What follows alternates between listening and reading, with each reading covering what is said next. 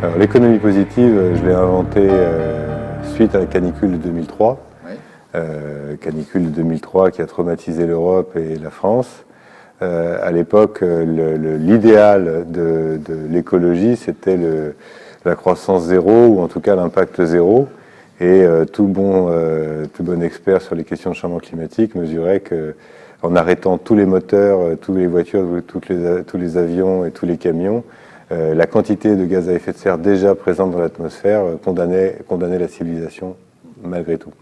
Donc il fallait quelque chose d'autre, il fallait une approche globale, positive, voilà. Et donc la maison passive ne suffisait pas. Et du coup, j'ai pensé à la maison positive. Et de la maison positive, j'en suis venu à l'économie positive. Donc la maison positive, c'est aujourd'hui notoire. C'est une maison qui, en moyenne, produit plus qu'elle ne consomme. Et elle produit plus pour pouvoir satisfaire aux besoins d'autres maisons ou d'usines ou de modes de transport. Et l'économie positive, c'est produire plus qu'on ne consomme? Et l'économie positive, c'est dans une logique scientifique, c'est produire plus, non, c'est stocker plus qu'on émet, Oui. voilà, pour rétablir la concentration de CO2 atmosphérique à 280 parties par million, là où aujourd'hui on a dépassé les 400 parties par million. Donc c'est être capable de construire une économie dont la croissance va repomper le CO2 de l'atmosphère et le remettre quelque part, si possible dans les sous-sols, et de manière transitoire dans la croissance, c'est-à-dire dans les parquets, dans les voitures, dans les maisons, dans les usines, dans tous les biens et équipements qu'on pourrait être amené à produire. Évidemment, tout ça ne va pas se faire en une journée. L'économie positive, c'était déjà de postuler que la croissance pouvait réparer et que l'outil de la croissance n'était qu'un outil qui pouvait nous permettre de restaurer les conditions climatiques propices au développement humain. On craint souvent que la croissance crée justement des pollutions, des désastres écologiques. Là, vous nous dites, la croissance, au contraire, ça pourrait restaurer des équilibres. Voilà, donc à raison, on craint, parce qu'aujourd'hui, la croissance n'ayant pas été conçue dans un système où il fallait protéger les équilibres environnementaux, elle n'en a pas tenu compte, en conséquence, elle les détruit. En conséquence, que l'on découvre depuis une quinzaine d'années le changement climatique. Et si on veut que la civilisation se maintienne, il faut restaurer ce climat, encore une fois, le rétablir à 280 ppm. Ma modeste contribution a été de dire nous avons de tels niveaux d'ingénierie et d'intelligence aujourd'hui que nous pouvons certainement concevoir une croissance qui répare et qui restaure. Ce postulat a été posé à travers un livre en 2006. Et aujourd'hui, il est totalement notoire que c'est techniquement possible. L'enjeu est devenu un enjeu de gouvernance, un enjeu politique, un enjeu social. C'est-à-dire comment on crée les conditions du développement et d'une croissance qui répare. C'est-à-dire que ça met en place de nouveaux modèles économiques? Ça met en place de nouveaux modèles économiques, mais je dirais surtout ça met en place ça rebat les cartes sur les priorités des enjeux. Et il faut pouvoir dire qu'un des objectifs de la croissance est certes d'assurer le bien-être matériel X et Y, mais peut-être au même niveau et à égal niveau d'assurer la restauration des conditions de ce bien-être. Alors concrètement, donnez-moi un exemple pour m'expliquer comment ça peut fonctionner. Comment ça peut fonctionner comment techniquement ça peut fonctionner. C'est-à-dire que si de manière très sommaire, il y a 3 réservoirs pour le carbone, l'atmosphère, le vivant qu'on appelle la biosphère et les sous-sols qu'on appelle la lithosphère. En gros, depuis 200 ans, l'homme a extrait du sous-sol du carbone et il l'a directement remis dans l'atmosphère. Bon, ça c'est très schématique et la pompe à carbone qui nous permettrait de repomper de manière quasiment gratuite le CO2 atmosphérique pour l'extraire de l'atmosphère, c'est la plante, à travers la photosynthèse, la synthèse à partir de la lumière. Donc comment concrètement on pourrait opérer? C'est en revégétalisant massivement tout ce que l'homme a dévégétalisé, on dit désertifié, mais c'est dévégétalisé depuis presque un millénaire. Et tout ce qui était végétal, et hier tout était végétal, peut être végétalisé.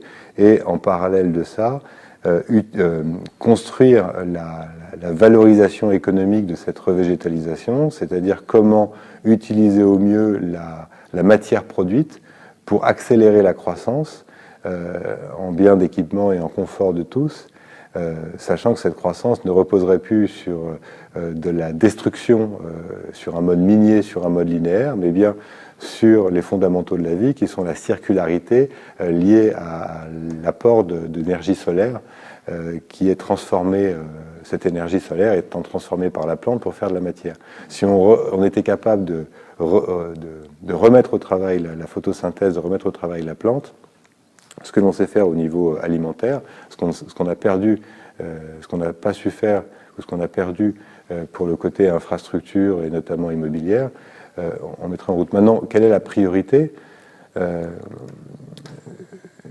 C'est d'être capable de mettre au moins au même niveau cet objectif, je dirais, de millénaire, ou en tout cas cet objectif du siècle, qui est de rétablir des conditions de la vie propres à la vie humaine. Il n'est pas trop tard? Il est certainement pas trop tard. Ce qui est certain, c'est que tous les facteurs sont réunis pour démontrer qu'il est trop tard et tout est foutu. Il sera trop tard quand nous serons tous morts. Voilà.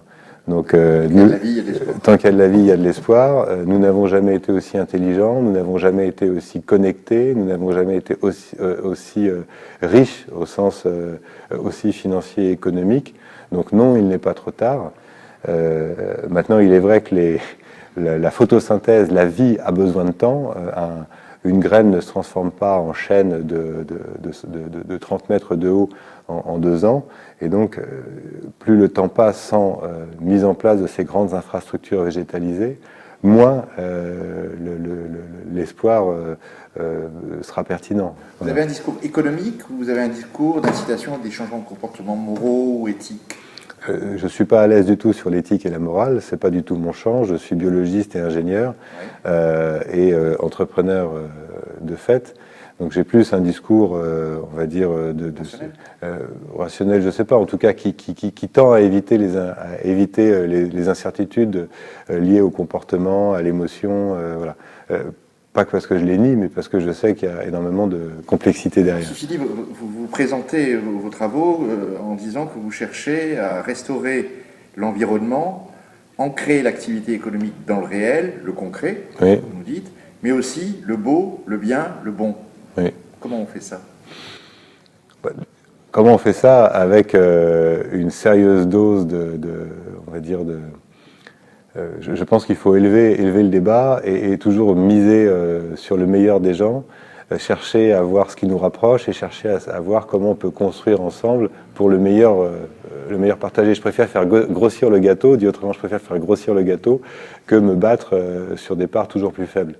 Et l'enjeu aujourd'hui, c'est comment faire grossir le gâteau, c'est-à-dire comment faire grossir le gâteau. La réponse est assez simple, au moins conceptuellement, c'est que le monde de l'individu a vécu, le monde de l'expert a vécu.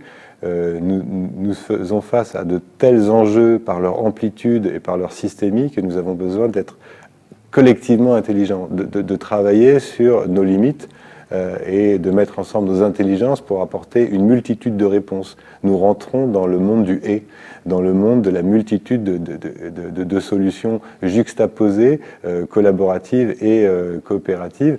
Et c'est l'association de ces intelligences qui créera les solutions, et c'est l'association de ces solutions juxtaposées et additionnées qui créeront la solution. Voilà.